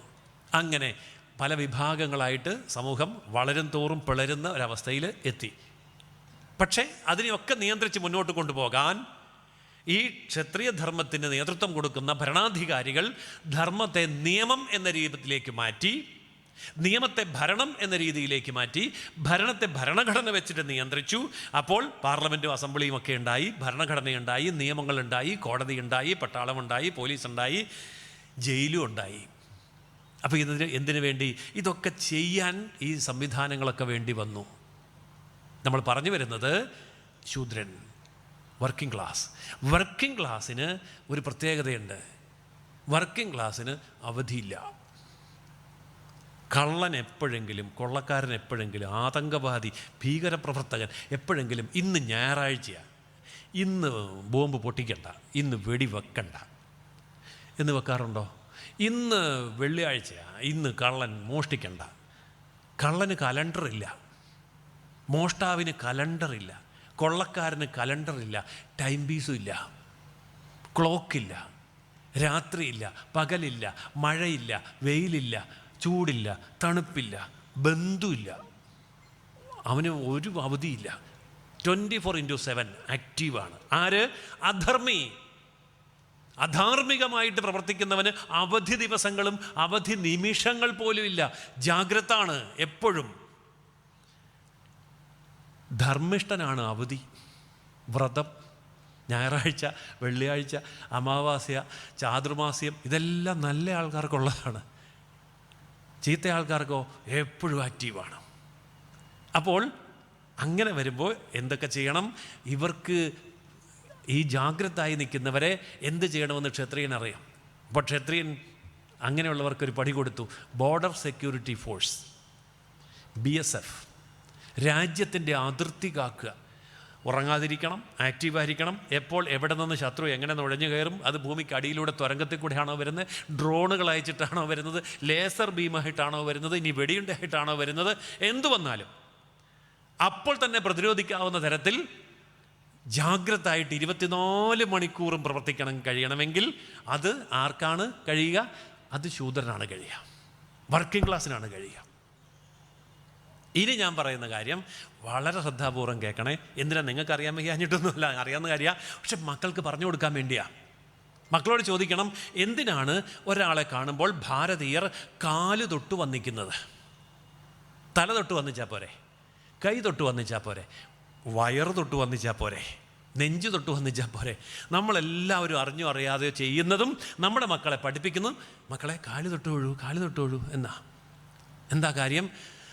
അംഗീകരിക്കുന്നുവെങ്കിൽ, നമസ്കരിക്കുന്നുവെങ്കിൽ, ബഹുമാനിക്കുന്നുവെങ്കിൽ, പൂജിക്കുന്നുവെങ്കിൽ, തല കുനിക്കുന്നുവെങ്കിൽ, നട്ടല് വളയ്ക്കുന്നുവെങ്കിൽ അത് ശൂദ്രനു വേണ്ടിയായിരിക്കണം, അവൻ്റെ ജാഗ്രതയ്ക്ക് വേണ്ടിയായിരിക്കണം. അതുകൊണ്ട് കാല് തൊട്ട് തൊഴുമ്പോൾ ഓർക്കുക, ബ്രാഹ്മണനേക്കാൾ, ക്ഷത്രിയനേക്കാൾ, വൈശ്യനേക്കാൾ അധികമായി നാം പൂജിക്കേണ്ടത് ശൂദ്രനെയാണ്. അതുകൊണ്ടാണ് കാല് തൊട്ട് വന്നിക്കുന്നത്. ഭാരതീയമായ ഹൈന്ദവമായ കാര്യങ്ങളിൽ ഒരു പ്രത്യേകതയുണ്ട്. ഒരേ വാക്കിന് നിരവധി അർത്ഥങ്ങളുണ്ട്. അതുകൊണ്ട് ഞാനീ പറഞ്ഞ കാലുതൊട്ട് വന്ദനത്തിൻ്റെ പേര് നിങ്ങൾ ആരും എന്നോട് വിഷമിക്കരുത്, പിണങ്ങാനും വരരുത്. ഇങ്ങനെയും ഒരർത്ഥമുണ്ട് എന്ന് ഞാൻ പറഞ്ഞു എന്നേ ഉള്ളൂ. ഈ അർത്ഥം അങ്ങ് ദഹിക്കുന്നില്ല എന്നുണ്ടെങ്കിൽ ദഹിക്കുന്ന അർത്ഥം നിങ്ങൾക്ക് സ്വീകരിക്കാൻ സ്വാതന്ത്ര്യമുണ്ട്. അതാണല്ലോ യഥേച്ഛസി തഥാ കുരു. നമുക്കിഷ്ടം പോലെ ചെയ്യാം. ഞാൻ പറഞ്ഞത് രാഷ്ട്ര ശരീരത്തിന്, സമാജ ശരീരത്തിന് നിലനിൽക്കണമെങ്കിൽ കാലുതൊട്ട് വന്നിക്കണം, പ്രവർത്തിക്കുന്നവനെ അംഗീകരിക്കണം, അവനെ വന്ദിക്കണം. അതാണ് ഈ പാദ നമസ്കാരത്തിൻ്റെ യഥാർത്ഥത്തിലുള്ള അർത്ഥം. ഈ പാദ നമസ്കാരം ചെയ്തില്ലെങ്കിൽ എന്ത് സംഭവിക്കും? 2 പ്രശ്നങ്ങളുണ്ടാവും. പാദത്തിൻ്റെ പണി എന്താ? ഒന്ന് സ്ഥിതി, അതായത് നമ്മുടെ ശരീരത്തെ സ്ഥിതി ചെയ്യിക്കുക, നിലനിർത്തുക എന്ന് പറയും പച്ച മലയാളത്തിൽ. ആ സ്ഥിതി ചെയ്യുന്ന അവസ്ഥയിൽ നിന്നുകൊണ്ട് വല്ല കാര്യമുണ്ടോ? ഇല്ല. ഗതി നമ്മളെപ്പോഴും ഉപയോഗിക്കാറുള്ള ഒരു പ്രയോഗമാണ്. സ്ഥിതിഗതികളൊക്കെ എങ്ങനെ ഇരിക്കുന്നു? എന്താണ് ഈ സ്ഥിതിഗതി? സ്ഥിതി എന്ന് പറഞ്ഞാൽ ഈ ബ്രാഹ്മണനെയും ഈ ക്ഷത്രിയനെയും ഈ വൈശ്യനെയും ഒക്കെ ഈ സമൂഹത്തിൽ സ്ഥിതി ചെയ്യിക്കണമെങ്കിൽ ഒരു കാല് എങ്കിലും വേണം. ഒറ്റ കാലിലും സ്ഥിതി ചെയ്യാം, 2 കാലിലും സ്ഥിതി ചെയ്യാം. പക്ഷെ സ്ഥിതി ചെയ്താൽ പോരാ, പുരോഗമിക്കണം എന്നുണ്ടെങ്കിലോ ഗതി വേണം. ഗതി. അപ്പോൾ ഒരു കാലുകൊണ്ട് സ്ഥിതിയും, രണ്ടാമത്തെ കാലുകൊണ്ട് ഗതിയും, പിന്നെ രണ്ടാമത്തെ കാലിലേക്ക് സ്ഥിതിയും, അടുത്ത കാലുകൊണ്ട് ഗതിയും. നടക്കുമ്പോഴും ഓടുമ്പോഴും നമ്മൾ ചെയ്യുന്ന ഇതാണ് സ്ഥിതിഗതി. സ്ഥിതിഗതി. ഈ സ്ഥിതിഗതി ഇല്ലാന്നിരിക്കട്ടെ, ബ്രാഹ്മണനെ കൊണ്ട് ഒരു കാര്യമില്ല, ക്ഷത്രിയനെ കൊണ്ട് ഒരു ഉപയോഗമില്ല, വൈശ്യനും ഒന്നും ചെയ്യാൻ പറ്റില്ല സ്ഥിതിഗതി ഇല്ലെങ്കിൽ. എന്ന് പറഞ്ഞാൽ വർക്കിംഗ് ക്ലാസ് ഇല്ലെങ്കിൽ, ശൂദ്രനില്ലെങ്കിൽ, പ്രവർത്തനമില്ലെങ്കിൽ, കർമ്മങ്ങളില്ലെങ്കിൽ, ജാഗ്രതയില്ലെങ്കിൽ സ്ഥിതിഗതിയില്ല. ആർക്കില്ല? വ്യക്തിക്ക് സ്ഥിതിഗതിയില്ല, കുടുംബത്തിന് സ്ഥിതിഗതിയില്ല, കുലത്തിന് സ്ഥിതിഗതിയില്ല, സമൂഹത്തിനില്ല, രാജ്യത്തിനില്ല, രാഷ്ട്രത്തിനില്ല. അപ്പോൾ എത്ര ശ്രദ്ധിക്കേണ്ട കാര്യമാണ് കാല്, പാദങ്ങൾ. അതുകൊണ്ട് ആ സ്ഥിതിഗതിയെ തൊട്ട് വന്നിക്കുകയാണ് നമ്മൾ ചെയ്യുക. സ്ഥിതിഗതിയെ തൊട്ട് വന്നിക്കണം. ഇത് രാഷ്ട്രത്തിൻ്റെ ഏറ്റവും പ്രധാനപ്പെട്ട ഒരു ദൗത്യമാണ്. ഇത് ഭരണഘടനയിൽ എഴുതിയിട്ടുണ്ടോ? ഇല്ല. അസംബ്ലി പാസ്സാക്കിയിട്ടുണ്ടോ? ഇല്ല. പാർലമെൻറ്റിൽ പാസ്സാക്കിയിട്ടുണ്ടോ? ഇല്ല. എന്തുകൊണ്ടില്ല? ഇത് ധർമ്മമാണ്. ഇത് നമ്മൾ പരമ്പരാഗതമായിട്ട് രക്തത്തിൽ നിന്ന് രക്തത്തിലേക്ക്, തലമുറയിൽ നിന്ന് തലമുറയിലേക്ക് ഇങ്ങനെ നമ്മൾ പകർത്തി സ്വീകരിച്ച് അറിയാതെ ആചരിച്ചു വരുന്ന കാര്യമാണ്. എന്തിനാണ് എന്ന് പോലും ചോദിക്കാറില്ല. ഇതിങ്ങനെയാണ്. ഇപ്പോൾ നമ്മൾ ചർച്ച ചെയ്തത് അങ്ങനെ ആകുന്നതിൻ്റെ അർത്ഥം എന്താണ് എന്നറിയാൻ വേണ്ടിയിട്ടാണ്. അപ്പോൾ രാഷ്ട്രമെന്നുള്ളത് അഭേദ്യമായിട്ട് നിൽക്കുന്നു നമ്മുടെ വ്യക്തിയും നമ്മുടെ കുടുംബവും നമ്മുടെ സമാജവും ഒക്കെ ആയിട്ട്. അതിൻ്റെ കുറച്ചുകൂടി പ്രകടീകൃതമായ രൂപം, പൂർണ്ണ രൂപത്തിലെത്തുമ്പോഴാണ് അത് രാഷ്ട്രമാവുന്നത്. അങ്ങനെ രാഷ്ട്രമാകുമ്പോൾ അതിന് ഒരു നിർവചനം കൊടുത്തിട്ടുണ്ട് ഭാരതത്തിൽ, വേദങ്ങളിലൊക്കെ. എന്താ അത്? രാജ്യം വൈ മുഷ്ടി എന്നാണ്. മുഷ്ടി പോലെ 5 കാര്യങ്ങൾ ചേരുന്നതാണ് രാഷ്ട്രം. അത് ആരൊക്കെയാണ് ഈ 5 കാര്യങ്ങൾ? ബ്രാഹ്മണ, ക്ഷത്രിയ, വൈശ്യ, ശൂദ്ര എന്ന് പറയുന്ന 4 കാര്യങ്ങൾ കൂടാതെ നിഷാദ എന്ന് പറയുന്ന ഭാഗം കൂടിയുണ്ട്. പുരാണ ഇതിഹാസങ്ങളിലൊക്കെ നിഷാദന്മാരെ കുറിച്ച് പറയുന്നുണ്ട്. നിഷാദ രാജ്യം എന്നൊക്കെ പറയുന്നുണ്ട്. അതാരാണ്? അതിർത്തി പ്രദേശങ്ങളിൽ താമസിക്കുന്ന, വനപ്രദേശങ്ങളിലും തീരപ്രദേശങ്ങളിലുമൊക്കെ താമസിക്കുന്ന വിഭാഗങ്ങളെയാണ് നിഷാദ എന്ന് പറയാം. എന്താണ് നിഷാദ എന്ന വാക്കിൻ്റെ അർത്ഥം? നിശയെ അധിക്കുന്നവൻ, ഇരുട്ടിനെ തിന്നുന്നവൻ എന്നാണ്. ആരാണ് ഇരുട്ടിനെ തിന്നുന്നത്? കാവൽക്കാരന് ഇരുട്ടിലാണ് നിൽക്കുന്നതെങ്കിലും അവൻ ഇരുട്ടിൽ നിന്നുകൊണ്ട് വെളിച്ചത്തെ തിരയുകയാണ്. എവിടെയെങ്കിലും നമുക്കെതിരെ ആരെങ്കിലും വരുന്നുണ്ടോ? പൂച്ചക്കണ്ണുകളുമായിട്ട്. ഇന്നിപ്പോൾ യന്ത്രങ്ങളുണ്ട്, ആ പൂച്ചക്കണ്ണുകളൊന്നും വേണ്ട, യന്ത്രങ്ങളുണ്ട്. അത് വെച്ചിട്ട് ആ ഇരുട്ടിനെ തിന്നു തീർത്ത് വെളിച്ചത്തെ, ആ ഇരുട്ടിനുള്ളിൽ നിന്ന് വെളിച്ചത്തെ ഉൽപ്പാദിപ്പിച്ചുകൊണ്ട് രാജ്യത്തെ രക്ഷിക്കുകയാണ്. ചെറിയ കാര്യമല്ല ചെയ്യുന്നത് നിഷാദന്മാർ. അപ്പം പുരാണ ഇതിഹാസങ്ങളൊക്കെ വായിക്കുമ്പോൾ നിഷാദ എന്ന് പറഞ്ഞാൽ നമുക്കൊരു ചെറിയ കഥാപാത്രമായിട്ട് തോന്നും. അല്ല, അവരും അതിർത്തി രക്ഷാസേനയാണ്. അപ്പോൾ അത്ര ഗംഭീരമായിട്ടുള്ള കാര്യമാണ് അവർ ചെയ്യുന്നത്. ഇതൊക്കെ നമുക്ക് തരുന്ന സമയത്ത് നമ്മുടെ ഭാരതം യജുർവേദത്തിൽ 22-ാമത്തെ അധ്യായത്തിൽ 22-ാമത്തെ മന്ത്രത്തിൽ നമ്മുടെ ദേശീയ ഗാനം തന്നിട്ടുണ്ട്. നമ്മൾ ഈ ജനഗണമന ദേശീയ ഗാനം മോഡേണ, തെറ്റാന്നല്ല പറഞ്ഞത്, നല്ല അത് മോഡേണ, പുതിയതാണ്. പക്ഷെ ഭാരതം ലക്ഷോപലക്ഷം വർഷങ്ങൾക്ക് മുമ്പ്, അങ്ങനെയൊക്കെ പറയണോ? ലക്ഷോപലക്ഷം എന്നൊക്കെ പറഞ്ഞാൽ ചുമ്മാ ഒരു പ്രയോഗമല്ലേ. നമുക്കൊരു 5000 വർഷം പോരെ, 4000 വർഷം പോരെ? അതെന്താണെന്നറിയോ? ബ്രിട്ടീഷ് വിദ്യാഭ്യാസം സ്വീകരിച്ചിട്ട് ആ ബ്രിട്ടീഷ് വിദ്യാഭ്യാസത്തിൽ ചരിത്രം എഴുതുന്നവരോട് ബ്രിട്ടീഷ് ബിഷപ്പുമാർ പറഞ്ഞൊരു കാര്യമുണ്ട്. നിങ്ങൾ എത്ര വേണമെങ്കിലും ചരിത്രം എഴുതിക്കൂ, എത്ര ചരിത്ര സാധനങ്ങൾ കണ്ടെത്തിയിട്ട് കാർബൺ ടെസ്റ്റ് നടത്തി 17,000 25,000 വർഷം പഴക്കമുണ്ടെന്നൊക്കെ കണ്ടുപിടിച്ചു. പക്ഷേ ഒരു കാര്യം ചെയ്യണം, ദയവ് ചെയ്ത് ചരിത്രം എഴുതുമ്പോൾ കൂടി വന്നാൽ ഒരു 4000-5000 വർഷം മതി. അതെന്താ? അതങ്ങനെയാണ്. ബൈബിളിലെ നിയമം അനുസരിച്ച് യേശുക്രിസ്തു ജനിക്കുന്നതിന് 4004 വർഷം മുമ്പ് സെപ്റ്റംബർ 23-ാം തീയതിയാണ് ഭൂമി ഉണ്ടായതെന്നാണ് കണക്ക്. അതുകൊണ്ട് നമ്മൾ ചരിത്രം എഴുതി അതിനും പുറകോട്ട് പോയിട്ടുണ്ടെങ്കിൽ നമ്മുടെ പ്രമാണം തെറ്റിപ്പോവും. അതുകൊണ്ട് ചരിത്രകാരന്മാർ ഏത് രാജ്യത്തിൻ്റെ ചരിത്രം എഴുതുമ്പോഴും കൂടി വന്ന ഒരു 4000 വർഷം അത്രയൊക്കെ മതി. അതാണ് നമ്മൾ ഇന്നും പാലിക്കുന്ന സിലബസ്. അതുകൊണ്ട് നമുക്ക് ലക്ഷോപലക്ഷത്തിൻ്റെതൊക്കെ പറഞ്ഞാൽ നമുക്ക് മനസ്സിലാവില്ല.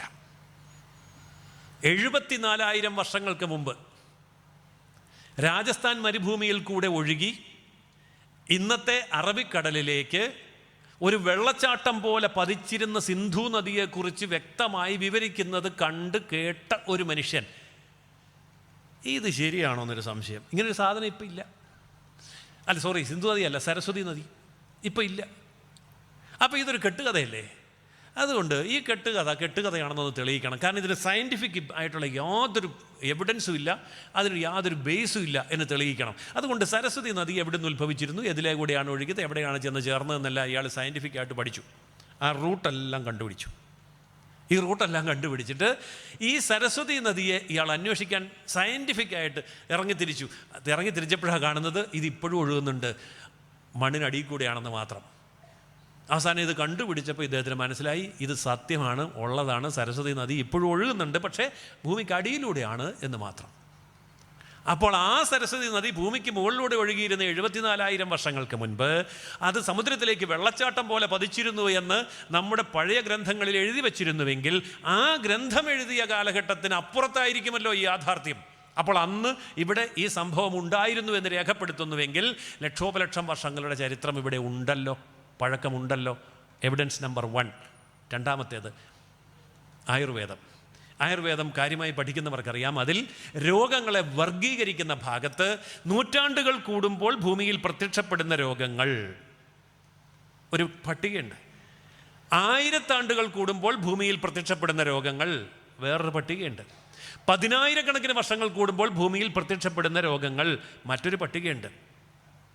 10,000 വർഷങ്ങൾ കൂടുമ്പോൾ ഭൂമിയിൽ പ്രത്യക്ഷപ്പെടുന്ന രോഗങ്ങൾ എന്ന് പറയുന്ന ഒരു ലിസ്റ്റ് ഉണ്ടാക്കണമെങ്കിൽ എത്ര 10,000 വർഷങ്ങളെ നിരീക്ഷിച്ചതിന് ശേഷമായിരിക്കണം ആയുർവേദ ശാസ്ത്രം അങ്ങനെ ഒരു ലിസ്റ്റ്, ഒരു പട്ടിക നിർമ്മിച്ചത്.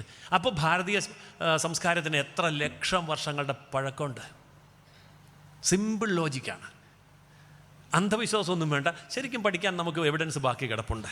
അപ്പോൾ ഇങ്ങനെയുള്ള ഒരു രാഷ്ട്രത്തെ നമ്മുടെ മുമ്പിൽ തരുമ്പോൾ ആ രാഷ്ട്രം എങ്ങനെ ആയിരിക്കണം എന്ന് കൃത്യമായി നിർവചിക്കുന്ന ഒരു ദേശീയ ഗാനം കൂടി, അല്ലെങ്കിൽ രാഷ്ട്രീയ ഗാനം കൂടി, ദേശഗീതം എന്ന നിലയിൽ യജുർവേദത്തിൻ്റെ 22-ാം അധ്യായത്തിലെ 22-ാമത്തെ മന്ത്രത്തിൽ പറയുന്നുണ്ട്. നമുക്ക് ഇപ്പോൾ അതൊന്ന് കേട്ട് നോക്കാം. എനിക്ക് ആ രീതിയിൽ അത് ചൊല്ലാനൊന്നും എനിക്കറിയില്ല, ഞാൻ വേദപണ്ഡിതൻ അല്ല. പക്ഷേ വേദത്തിൽ എഴുതി വെച്ച കാര്യങ്ങൾ എന്ന് ചൂണ്ടിക്കാണിക്കാവുന്ന ഒരൊറ്റ ദൗത്യം മാത്രമേ ഞാനിവിടെ നിർവഹിക്കുന്നുള്ളൂ. അതിങ്ങനെയാണ് എഴുതിയിരിക്കുന്നത്: ആ ബ്രഹ്മൻ ബ്രാഹ്മണോ ബ്രഹ്മവർച്ചസി ജായത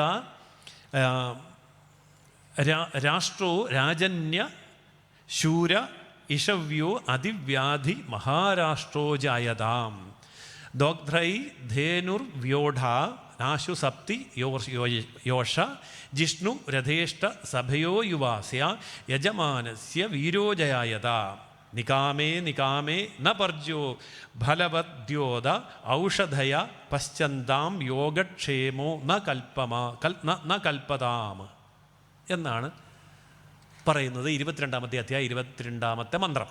അതിൻ്റെ അർത്ഥം ഇതാണ്: നമ്മുടെ രാജ്യത്ത് അറിവുള്ള പണ്ഡിതന്മാർ ജനിക്കട്ടെ, നമ്മുടെ രാജ്യത്ത് ആയുധപ്രയോഗത്തിൽ മിടുക്കന്മാരും യുദ്ധവീരന്മാരുമായ മഹാരഥന്മാരായ ക്ഷത്രിയർ ഉണ്ടാവട്ടെ, നമ്മുടെ രാജ്യത്ത് പാൽ തരുന്ന പശുക്കളും ഭാരം വലിക്കുന്ന കാളകളും വേഗതയുള്ള കുതിരകളും ഉണ്ടാവട്ടെ, ബുദ്ധിമതികളും ഗുണവതികളുമായിട്ടുള്ള സ്ത്രീകളുണ്ടാവട്ടെ, സഭകളിൽ തിളങ്ങുന്നവരും വിജയികളുമായ യുവാക്കളുണ്ടാവട്ടെ, ആവശ്യാനുസരണം മഴ പെയ്യട്ടെ, ഔഷധികളും സസ്യങ്ങളും ഫലഭൂയിഷ്ടമാവട്ടെ, നമ്മുടെ യോഗക്ഷേമം എന്നെന്നും നിലനിൽക്കട്ടെ. ഈ രാജ്യഗീതം, രാഷ്ട്രഗീതം, രാജ്യഗീതമല്ല രാഷ്ട്രഗീതം നമുക്ക് തന്നത് വേദമാണ്, യജുർവേദം. അപ്പോൾ രാഷ്ട്രമെന്ന സങ്കല്പത്തെ കൃത്യമായി സാക്ഷാത്കരിച്ച് വ്യക്തമായി നിർവചിച്ച് അതിനൊരു രാഷ്ട്രഗീതം കൂടി തന്നിട്ടുണ്ട്. എത്ര ലക്ഷം വർഷങ്ങൾക്ക് മുൻപ് അത് നമ്മൾ കണ്ടുപിടിക്കണം. ഇതൊക്കെ എങ്ങനെ അനുഷ്ഠിക്കുന്നത് അതും പറഞ്ഞിട്ടുണ്ട്. പഞ്ചമഹായജ്ഞങ്ങൾ നമ്മൾ സാധാരണ ഇത്തരം വേദികളിൽ ചർച്ച ചെയ്യുന്ന കാര്യമാണ്, നമുക്കറിയാം. അതിൽ ബ്രഹ്മയജ്ഞം, ദേവയജ്ഞം, പിതൃയജ്ഞം, ഭൂതയജ്ഞം, അതിഥിയജ്ഞം, ഇങ്ങനെ 5 യജ്ഞങ്ങൾ, പഞ്ചമഹായജ്ഞങ്ങൾ. അത് നിരന്തരമായി കേട്ടിട്ടുള്ളത് കൊണ്ട് ഞാൻ ആവർത്തിക്കുന്നില്ല. അതിൽ ഒരു കാര്യം മാത്രം, ദേവയജ്ഞം. ഈ ദേവയജ്ഞത്തിൽ ദേവത എന്ന സങ്കല്പത്തിലേക്ക് വരുന്നത് എന്തൊക്കെയാണ്?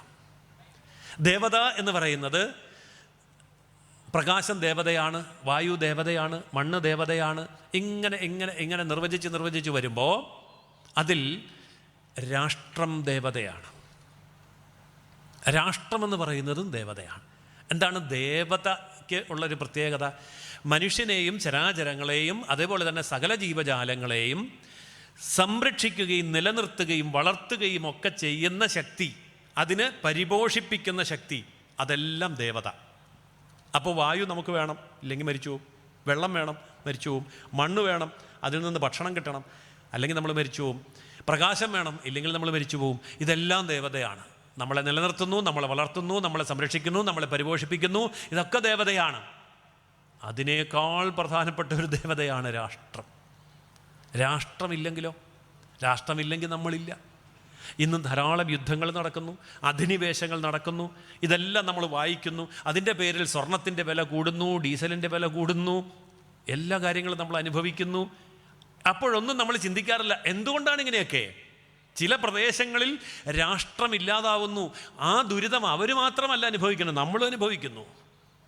അപ്പം നമ്മുടെ പോലെയുള്ള വലിയൊരു രാഷ്ട്രമില്ലാതായാലോ? ഈ രാഷ്ട്രം എന്നൊക്കെ ചിന്തിക്കുമ്പോൾ നമ്മൾ ഈ ഭൂലോകത്തിൻ്റെ മാപ്പ് എടുത്തു വെച്ചിട്ട് ഓരോ ഭൂപടത്തും ഓരോ രാജ്യങ്ങളെയൊക്കെ കാണുമ്പോൾ നമ്മൾ ആരാണെന്നൊന്ന് കൃത്യമായി പഠിക്കണം, മക്കളോട് പറയണം. ഇന്നിപ്പോൾ ലോകത്തെ ഏറ്റവും കൂടുതൽ ജനസംഖ്യയുള്ള രാജ്യം ഇന്ത്യ എന്ന് നമ്മൾ പറയും. ശരിയാ, 147 കോടി. ചൈനയ്ക്ക് നമ്മുടെ അത്ര ഇല്ല, 1-2 കോടി കുറവാണ്. ബാക്കി എല്ലാവരും താഴെയാണ്.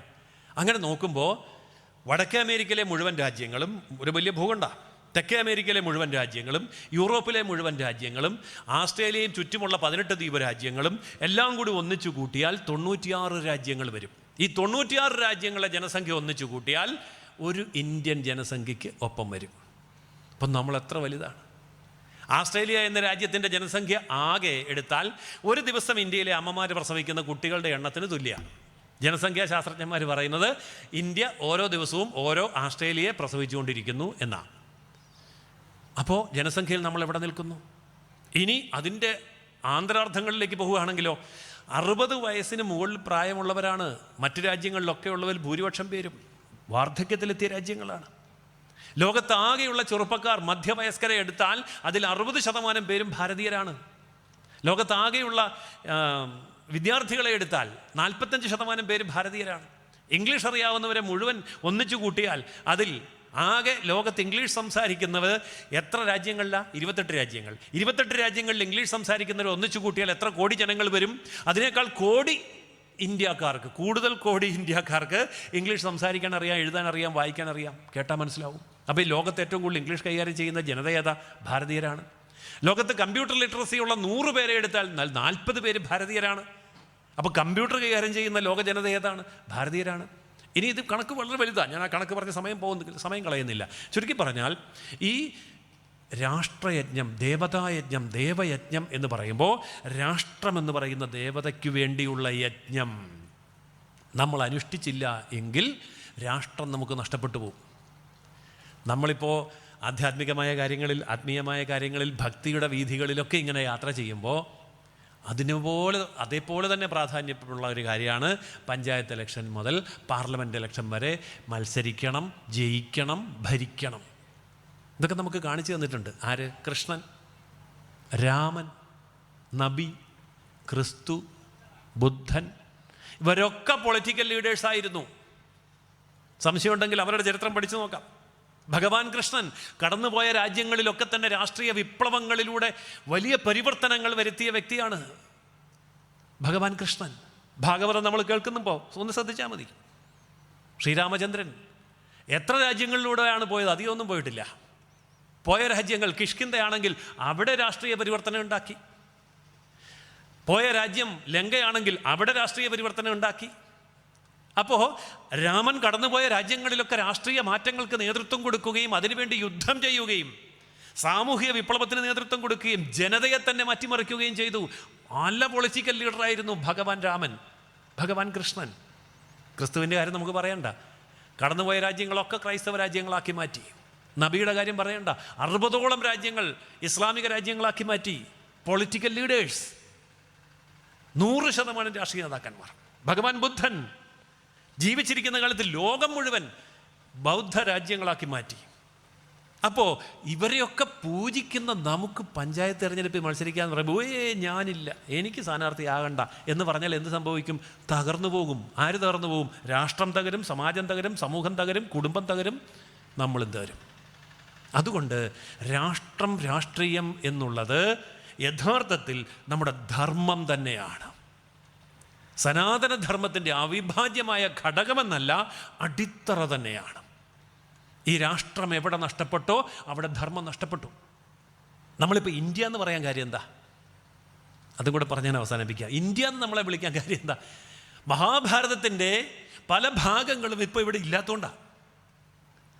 നമ്മൾ പറയാറുണ്ട് ഗാന്ധാരം, ഗാന്ധാരി. ആ ഗാന്ധാരം എവിടെ? അതിപ്പോൾ അഫ്ഗാനിസ്ഥാനാണ്. ഹിന്ദു എന്ന് നമ്മളെ പേരിട്ട് വിളിക്കാൻ കാര്യമായ സിന്ധു നദി ഒഴുകുന്ന പ്രദേശങ്ങൾ ഇന്നെവിടെ? അതിപ്പോൾ പാകിസ്ഥാനാണ്. ബ്രഹ്മപ്രദേശം, നമ്മുടെ മഹർഷീശ്വരന്മാർ ബ്രഹ്മപദം പ്രാപിക്കുവാൻ വേണ്ടി തപസ്സനുഷ്ഠിക്കാൻ തിരഞ്ഞെടുത്തിരുന്ന ബ്രഹ്മപ്രദേശം എവിടെ? അതാദ്യം ബർമ്മയായി, പിന്നെ മ്യാൻമറായി, ഇല്ല വേറൊരു രാജ്യമായി. ഭാരതമാതാവിൻ്റെ കാളിലെ ചിലങ്കയായിരുന്ന ശ്രീലങ്ക ഇന്നവിടെ വേറൊരു രാജ്യമായി. ദ്രാവിഡ ഉത്കല വങ്ക എന്ന് പാടുന്ന വങ്കം ഇന്നെവിടെ? അത് ബംഗ്ലാദേശായി. അപ്പോൾ മകുടമണിയായിരുന്ന ഭാരതത്തിൻ്റെ കിരീടമായിരുന്ന കാശ്മീരിൻ്റെ പല ഭാഗങ്ങളും ഇന്ന് എവിടെ? Pak occupied Kashmir, China occupied Kashmir. കിരീടത്തിൻ്റെ 2 കൊമ്പ് അവരുടേതായി.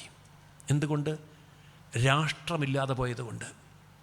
അവിടുത്തെ ജനതയുടെ മനസ്സിൽ, അവരുടെ ജീവിതത്തിൽ, അവരുടെ ദൈനംദിന പ്രവർത്തനങ്ങളിൽ, അവരുടെ ചിന്തകളിൽ രാഷ്ട്രസങ്കല്പം നഷ്ടപ്പെട്ടു പോയപ്പോൾ, അവർ രാമനെ ഉപേക്ഷിച്ചപ്പോൾ, കൃഷ്ണനെ ഉപേക്ഷിച്ചപ്പോൾ, രാമായണം ഉപേക്ഷിച്ചപ്പോൾ, ഭാഗവതം ഉപേക്ഷിച്ചപ്പോൾ ഗാന്ധാരിയുടെ നാട് അഫ്ഗാനിസ്ഥാനായി.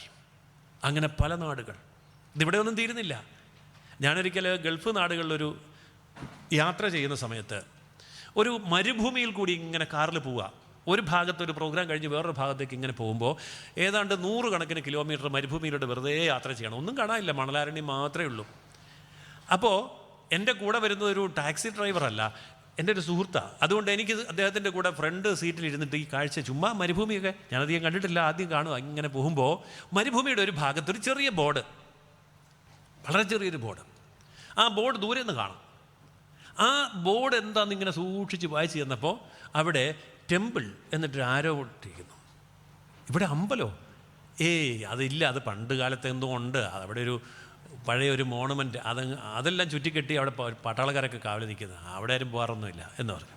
അല്ല, നമുക്കൊന്ന് പോയാലോ? അല്ല, പോയാലോ അവരങ്ങോട്ട് കടത്തി വിടുകയില്ല. അല്ല, കടത്തി വിടുകയില്ല, അവിടം വരെ ഒന്ന് പോയാലോ? അവിടം വരെ പോവാം. വണ്ടി അങ്ങോട്ട് തിരിച്ചു. ഒരു 2 കിലോമീറ്റർ പോയില്ല. അതിനു മുമ്പ് മുള്ളുവേലിയിട്ട് ഒരു പ്രദേശം, ഒരു 2 ഏക്കർ സ്ഥലം. അവിടെ ഒരു പട്ടാളക്കാരൻ തോക്കൊക്കെ പിടിച്ചിരിക്കുന്നു. കാറ് കൊണ്ട് നിർത്തിയിട്ട് ഇയാൾ ഇറങ്ങി ചെന്നു. ആദ്യം അയാൾക്ക് അവിടുത്തെ ഭാഷ അറിയാം.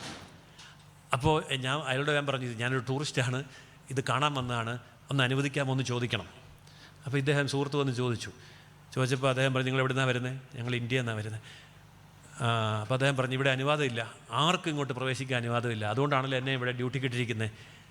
അപ്പോൾ ഇദ്ദേഹം പറഞ്ഞു, അല്ല, ഞങ്ങൾക്ക് ഇവിടെ ഒരു പ്രശ്നം ഉണ്ടാക്കിയാൽ വെറുതെ ഒന്ന് കാണുന്നെന്ന് മാത്രമേ ഉള്ളൂ. അപ്പോൾ അങ്ങനെയാണെങ്കിൽ ഒരു കാര്യം ചെയ്യൂ, ഞാൻ വാച്ചിങ് ടവറിൻ്റെ മുകളിൽ കയറി നിൽക്കാം, എന്നിട്ട് എൻ്റെ മേലുദ്യോഗസ്ഥരെങ്ങാനും അന്വേഷിക്കാൻ വരുന്നുണ്ടോ എന്ന് നോക്കട്ടെ. ആരും വരുന്നില്ലെങ്കിൽ 2 മിനിറ്റ് സമയം തരാം, പക്ഷേ ക്യാമറ കൊണ്ടുപോകരുത്, എൻ്റെ ജോലി പോവും. ഞങ്ങൾ പറഞ്ഞു, ക്യാമറ ഒന്നും കൊണ്ടുപോകുന്നില്ല, ഒന്ന് കണ്ടാൽ മതി. ഇയാൾ വാച്ചിങ് ടവറിൻ്റെ മുകളിൽ കയറി എല്ലാ ഭാഗവും നോക്കി, ദൂരെ നിന്ന് ആരും വരുന്നില്ല, കണ്ടോളാൻ പറഞ്ഞു. ഞങ്ങൾ 2 പേരും കൂടെ ഓടി ഇറങ്ങി ചെന്നപ്പോൾ ഒരു ക്ഷേത്രത്തിൻ്റെ അടിത്തറയാണ്. ശിവലിംഗം പ്രതിഷ്ഠിക്കുന്ന ആ തറ, ആ പീഠം, ഇത് ശിവലിംഗമാണ് ഇവിടെ പ്രതിഷ്ഠിച്ചിരുന്നതെന്ന് ഞാൻ പറഞ്ഞപ്പോൾ സുഹൃത്തിനോട് ചോദിച്ചു, അതെങ്ങനെയാണ് അറിയുന്നത്?